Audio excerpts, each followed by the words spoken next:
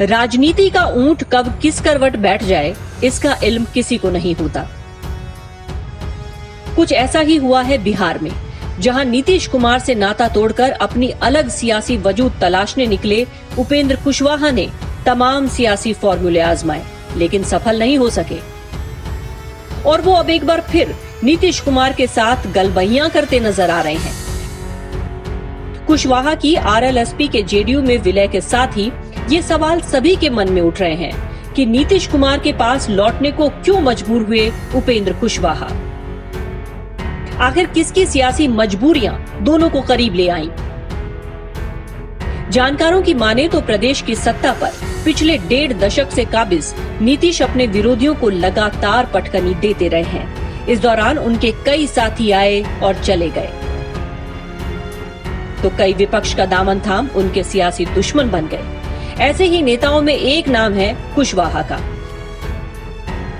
जिन्हें नीतीश ने पहली बार विधानसभा में विपक्ष का नेता बनाया था, लेकिन बाद में कुशवाहा ने न सिर्फ नीतीश से नाता तोड़ लिया, बल्कि वो सियासी तौर पर एक दूसरे के दुश्मन भी बन बैठे।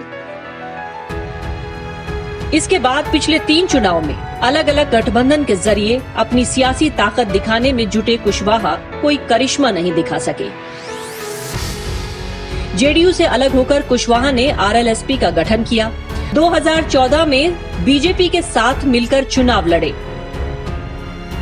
वो न सिर्फ 3 सीटें जीतने में कामयाब हुए, बल्कि केंद्र में मंत्री भी बने।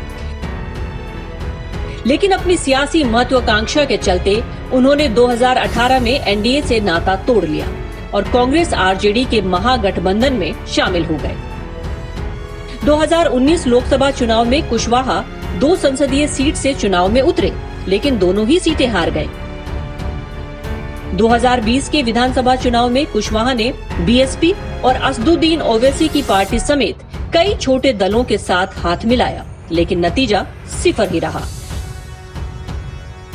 और इसी तरह से अपनी अलग सियासी राह तलाशने निकले कुशवाहा के हाथ खाली ही रहे। वो ना तो विधायक हैं और ना ही सांसद। उधर नीतीश की भी अपनी सियासी मजबूरियां हैं। नीतीश अब तक लव कुश यानी कोयरी कुर्मी समीकरण के सहारे ही खुद को सत्ता के करीब रख पाए, लेकिन इस समीकरण में लव को जबरदस्त फायदा मिला तो कुश में नाराजगी दिखी।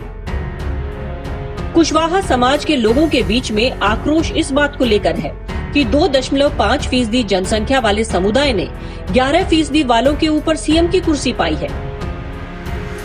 1994 से 2005 तक के सफर में एक तरफ कुर्मी समाज अपनी चरम सीमा पर पहुंच गया, तो वहीं कुशवाहा समाज पिछलग्गू बनकर रह गया। अलग अलग चुनाव लड़ने से दोनों को नुकसान उठाना पड़ा।